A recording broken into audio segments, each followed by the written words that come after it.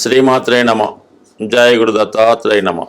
ఈ వీడియోలో మనం జూన్ 6వ తారీఖు వరకు కర్కాటక రాశిలో కుజగ్రహ సంచారం ఈ అబ్బాయిలు అమ్మాయిల యొక్క వివాహ వ్యవస్థ మీద, అలాగే ఆలస్య వివాహానికి కారణమైనటువంటి ఈ కుజగ్రహం ఈ కర్కాటక రాశిలో ఉండడం వల్ల ఎందుకు వివాహాలు ఆలస్యం అవుతున్నాయి, వివాహ సంబంధాలు కుదరకుండా, ముఖ్యంగా అబ్బాయిలు ఎందుకు వివాహంలో లేట్ అవ్వడం, వారి జీవితంలో సరిగ్గా సెటిల్ అవ్వలేకపోవడానికి కారణమైనటువంటి కుజగ్రహం ప్రస్తుతం కర్కాటక రాశిలో ఈ నెల అంటే ఇంచుమించు జూన్ 6వ తారీఖు వరకు ఆ రాశిలోనే ఉండడం జరుగుతూ ఉంటుంది. అయితే కుజుడికి అది నీచ స్థానం అవడం వల్ల తను అత్యంత పవర్ఫుల్గా బలంగా పనిచేయలేకపోతుంటాడు.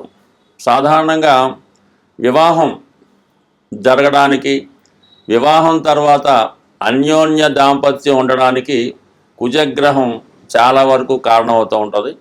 అయితే ఎక్కువగా అమ్మాయిల జాతకంలో కుజుడు భర్త యొక్క స్థాయిని, ఎటువంటి భర్త వస్తాడు, అలాగే జాతకంలో కుజదోషం ఎంతవరకు ఉంటుంది, ఇవన్నీ కూడా ఎస్పెషల్లీ అమ్మాయిల జాతకంలో కుజుడు ఎంత బలంగా ఉంటే వారికి వివాహం అంత తొందరగా అవ్వడం, అలాగే వివాహం తర్వాత కూడా అన్యోన్యంగా ఉండడం, అలాగే తొందరగా సంతానం కలగడానికి కూడా కుజుడే కారణం అవుతుంటాడు. అయితే అబ్బాయిల జాతకంలో కుజుడు ఎంత బలంగా ఉంటే ఆ అబ్బాయి అంత తొందరగా జీవితంలో తొందరగా చదువు పూర్తి చేసి ఎంబటినే ఉద్యోగంలో చేరి వివాహం కూడా తొందరగా జరగడానికి, అంటే తొందరగా సెటిల్ అవ్వడానికి మగవారి జాతకంలో కుజుడు అత్యంత బలంగా ఉంటే ఆ బలం యొక్క స్థాయిని బట్టి అబ్బాయి యొక్క భవిష్యత్తు, అతని వివాహం, అతని క్యారెక్టరు ఇవన్నీ కూడా ఆధారపడి ఉంటాయి. మరి అబ్బాయిల జాతకంలో శుక్రుడు కూడా భార్య యొక్క స్థాయిని చెప్పడం జరుగుతూ ఉంటుంది. శుక్రుడు అబ్బాయి జాతకంలో ఎంత బలంగా ఉంటే అంత అందమైనటువంటి, బాగా స్థిరపడినటువంటి మంచి డౌరీతో మంచి భార్య రావడం జరుగుతూ ఉంటుంది. అలాగే శుక్రుడు పాపగ్రహాలతో కలిసి ఉన్న, పాప రాసుల్లో ఉన్నా కూడా వివాహం ఆలస్యం అవడం, తొందరగా జరగకపోవడానికి కూడా కారణం అవుతుంటుంది. అంటే ముఖ్యంగా ఈ శుక్రుడు రవితో కంబస్ట్ అయి ఉన్న, రవికి బాగా దగ్గరగా ఒకే డిగ్రీలో ఉన్నా కూడా వివాహం జరగడం అన్నది చాలా కష్టం అవుతుంటుంది. వివాహం తర్వాత కూడా వివాహ బంధం అన్నది చాలా ఇబ్బంది పెట్టడం కూడా జరుగుతూ ఉంటుంది. అంటే సుమారుగా చెప్పాలంటే ఎక్కువ వివాహ వ్యవస్థ మీద మనం ఎక్కువగా కుజుడినే తీసుకోవడం జరుగుతూ ఉంటుంది. కుజుడు ఉన్న స్థానాలను బట్టి కుజదోషం నిర్ణయించడం జరుగుతుంది. కానీ శుక్రుడు కూడా ఈ వివాహ విషయంలో చాలా ప్రాధాన్యత చూపడం జరుగుతూ ఉంటుంది. అందుకని శుక్రుడికి అలాగే మన కుజుడికి సరైనటువంటి అవగాహన, సరైనటువంటి స్థానాల్లో ఉన్నప్పుడు కూడా ఆ వివాహ వ్యవస్థ చాలా అనుకూలంగా ఉండే అవకాశం ఉంది. ఉదాహరణకి ఎవరి జన్మ జాతకంలో అయినా ఈ శుక్ర కుజగ్రహాలు కలిసినప్పుడు వాళ్ళ జీవితంలో వివాహం తర్వాత ఎంత కొట్లాడుకున్నా తిరిగి మళ్ళా కలుసుకోవడానికి కూడా కారణమవుతూ ఉంటుంది. అందువల్ల ఏంటంటే ముఖ్యంగా జాతక పరిశీలనలో అమ్మాయిల యొక్క జాతకం చూసినప్పుడు ఆ కుజుడు యొక్క స్థితిని బట్టి, కుజుడు ఉన్నటువంటి స్థానాలు, కుజుడు ఏ గ్రహాలతో కలిసి ఉన్నాడు, పాపగ్రహాల వీక్షణ ఉందా, వీటన్నిటి బట్టి ఎప్పుడు వివాహం అవుతుంది, వివాహం తర్వాత ఏ విధంగా ఉంటుంది, ఏ వైపు నుంచి భర్త వచ్చే అవకాశం ఉన్నది 100% ఈ కుజుడు బట్టి అమ్మాయిల జాతకంలో చెప్పడం జరుగుతూ ఉంటుంది. అలాగే అబ్బాయిల జాతకంలో శుక్రుడు ఉన్న స్థితిని బట్టి అబ్బాయికి ఎప్పుడు వివాహం జరగవచ్చు, వచ్చిన భార్య ఏ విధంగా ఉంటుంది, వివాహం తర్వాత జాతకుడు అదృష్టవంతుడు అవుతాడా, దురదృష్టవంతుడు అవుతాడా అన్నది కూడా అబ్బాయి యొక్క జాతకంలో శుక్రుడిని బట్టి కూడా ఉండడం జరుగుతూ ఉంటుంది. సో ఇప్పుడు మనం ఈ కుజుడు ఇంచుమించుగా మనకి జూన్ 6వ తారీఖు వరకు కర్కాటక రాశిలో సంచరిస్తూ ఎక్కువగా పుష్యమి, ఆశ్లేష నక్షత్రాల మీద ఎక్కువ సంచారం చేయడం జరుగుతుంటుంది. ఈ ప్రభావం వివిధ రాశుల వారి మీద ఏ విధంగా ఉంటుంది, వారు తొందరగా వివాహం జరగాలన్నా, వివాహం జరిగి కూడా ఇబ్బందుల్లో ఉన్న వాళ్ళు ఎటువంటి పరిహారాలు చేసుకోవాలి అన్న విషయాన్ని ఈ వీడియోలో కొద్దిగా డీటెయిల్గా తెలుసుకునే ప్రయత్నం చేద్దాం. స్వస్తి. శ్రీమాత్రే నమః.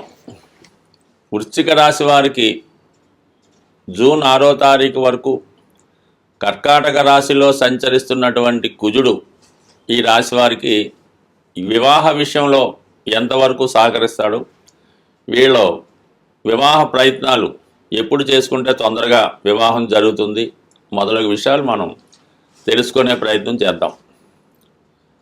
ఈ కర్కాటక రాశి వారికి కుజుడు రాస్యాధిపతి, అలాగే షష్టాధిపతి అవడం వల్ల వీరి యొక్క ప్రయత్నం ఎప్పుడు విజయం వైపు, సక్సెస్ వైపు ఉండడం జరుగుతుంటుంది. అంటే వీళ్ళు ఏ ప్రయత్నం చేసినా ఆ పని సక్సెస్ అయ్యేంత వరకు కూడా వాళ్ళు నిద్రపోరు, పక్కవారిని నిద్రపోనివ్వకుండా అదే ప్రయత్నం చేయడం జరుగుతూ ఉంటుంది.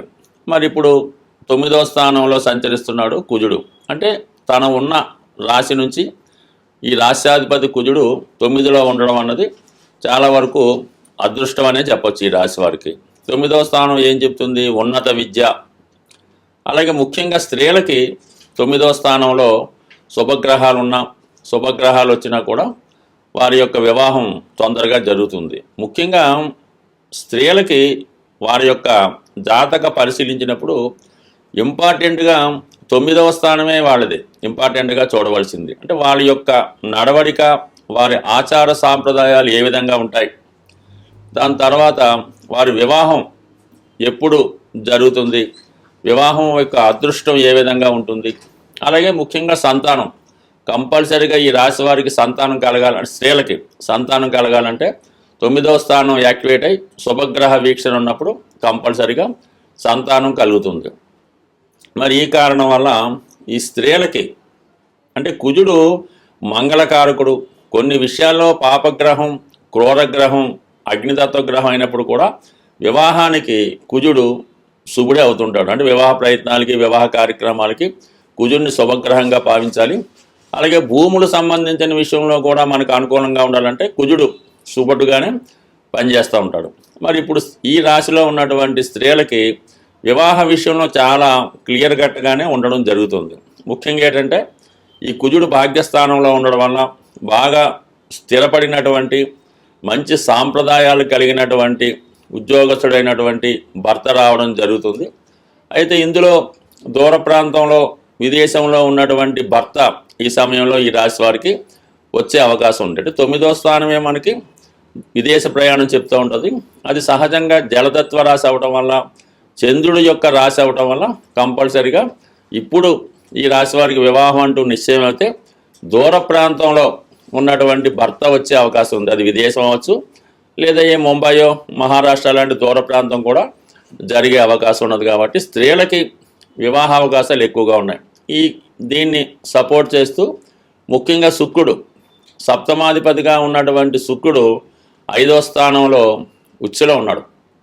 అంటే చాలా వరకు పెద్దలు కూర్చున్నా, వీరు నిర్ణయించుకున్న, వీరి మనసుకు నచ్చినటువంటి భార్య, అంటే అబ్బాయిలకి వీరికి నచ్చినటువంటి భార్య రావడం, వీళ్ళు ఏ విధంగా వీళ్ళ యొక్క కాబోయే భార్య ఉండాలనుకుంటున్నారో ఆ విధంగా ఉండే అవకాశం ఉంది. అంటే మీనరాశిలో శుక్రుడు ఉచ్చులో ఉండడం వల్ల కొద్దిగా అందంగా, సౌందర్యంగా, ఆరోగ్యంగా కనబడే అమ్మాయి, మంచి సాంప్రదాయ కుటుంబానికి చెందినటువంటి అమ్మాయి వచ్చే అవకాశం ఉంది. ఇక్కడ మీకు ఏమైందంటే ఈ మే 15వ తారీఖు వరకు కూడా ఈ గురువు శుక్రుల మధ్య పరివర్తన జరిగింది.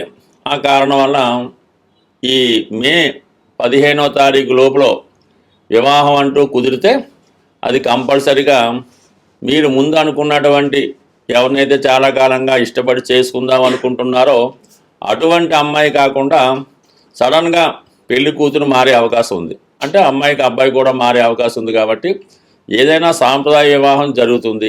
ఇష్టపడిన అమ్మాయి అబ్బాయి అవ్వాలంటే మే 15 తర్వాత కూడా స్త్రీలకి అష్టమ స్థానమే మాంగళ్య స్థానం. కాబట్టి ఇవన్నీ కూడా ఈ రాశి వారికి ఎక్కువ ఛాన్సు, అమ్మాయిలకి వివాహానికి 100% ఛాన్స్ ఉంటే అబ్బాయిలకి 70% ఛాన్సు వివాహానికి ఉన్నది. స్వస్తి. వివాహం ఆలస్యం అవుతున్నవారు, వివాహం తర్వాత భార్యాభర్తల మధ్య విభేదాలు ఉన్నవాళ్ళు తొందరగా వివాహం కావాలన్నా ఏదైనా ప్రతిదానికి ఒక పరిహారం ఉంటుంది కాబట్టి సాధ్యమైనంత వరకు ఈ సుబ్రహ్మణ్య స్వామి ఒకటి కారణం అవుతుంటారు, ఆంజనేయ స్వామి కూడా ఒకటి కారణం అవుతుంటుంది. అంటే మనకి కలియుగంలో హనుమాను తొందరగా అనుగ్రహించే గ్రహం కాబట్టి ముఖ్యంగా ఒక 8 మంగళవారాలు ఆంజనేయ స్వామి వారి ఆలయంలో 108 తమలపాకులు, ఒక 5 బాగా ముగ్గిన అరటిపళ్ళు, కొద్దిగా సింధూరం, ఒక కొబ్బరికాయ ఇవి తీసుకొని స్వామివారికి తమలపాకులతో అర్చన జరిపించి ఒక 8 మంగళవారాలు కంప్లీట్గా అర్చన చేయవలసి ఉంటుంది. మధ్యలో ఏదన్నా ఆటంకం వస్తే దాన్ని కంటిన్యూ చేసుకోవచ్చు. అయితే ముఖ్యంగా స్త్రీలు వేకువజామునే లేచి ఈ స్నానం చేసేటప్పుడు ఆ నీళ్ళలో కొద్దిగా పసుపు కలిపి మంగళ స్నానం చేసిందాగా తలక స్నానం అది చేయవలసి ఉంటుంది. సాంప్రదాయ దుస్తులు ధరించవలసి ఉంటుంది. కంపల్సరిగా గాజులు అంటే మట్టి గాజులు, దాన్ని గాజులు అంటారు. 2 చేతులకు కూడా కనీసం ఒక చేతికి 8, ఒక చేతికి 8. అది ఎరుపు రంగు అయితే వెరీ బెటరు, ఆకుపచ్చ రంగు అయినా పర్వాలేదు. ఈ విధంగా వాళ్ళు సాంప్రదాయ దుస్తులతో సాంప్రదాయంగా ఈ పసుపు కలిపినటువంటి నీటితో స్నానం చేసి వాళ్ళు ఈ 8 మంగళవారాలు కంప్లీట్ చేయవలసి ఉంటుంది. మగపిల్లలు కూడా ఇంచుమించుగా సాంప్రదాయ దుస్తులతోనే చేయాలి. ఆ మంగళవారం కంపల్సరీగా నియమంగా ఉండాలి. ఆ ఒక్కరోజు మామూలుగా భూమి మీద సాపేసుకొని తలగడేసుకొని దుప్పటితో కప్పుకోవచ్చు. మన మంచం మీద కాకుండా విడిగా సెపరేట్గా పడుకొని ఈ 8 వారాలు పూర్తి చేయడం వల్ల కంపల్సరీగా 8వ వారం అవ్వకుండానే వివాహం జరిగే అవకాశం ఉంటుంది. ఇంకా ఈ సమయంలో ఏంటంటే ఏదైనా కొంతమంది వివాహం అయినటువంటి ముత్తైదువులంటి స్త్రీలకి ఏదైనా పలహారం ఇవ్వడం, వాళ్ళకి కందిపప్పుతో ఉన్నటువంటి కలిపినటువంటి భోజనం అంటే అన్నీ ఉంటాయి, దాంతోపాటు కందిపప్పు కూడా కంపల్సరీగా ఉండడం, ఈ విధంగా చేయవలసి ఉంటుంది.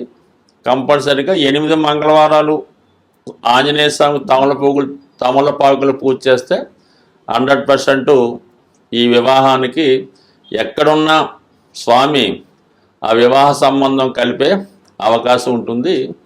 సరే, ఇది కొంతవరకు ఉంది. కొంతమంది ఈ మంగళవారం రోజు చీమలకి పంచదార బియ్యం పిండి ఆహారంగా వేయటం వల్ల, లేదంటే చెరువులో ఈ నదుల్లో ఉన్నటువంటి చేపలకి ఆహారంగా ఏదైనా బిస్కెట్లో పేలాలో అవి వేయడం వల్ల అనేక రకాలు పరిహారాలు ఉంటాయి. ఇవి తొందరగా శీఘ్రంగా పరిహారం జరుగుతూ ఉంటుంది. కాబట్టి ఈ హనుమాన్ చాలీసా పారాయణ చేయడం వల్ల కూడా వివాహం అవుతుంది. సుందరకాండ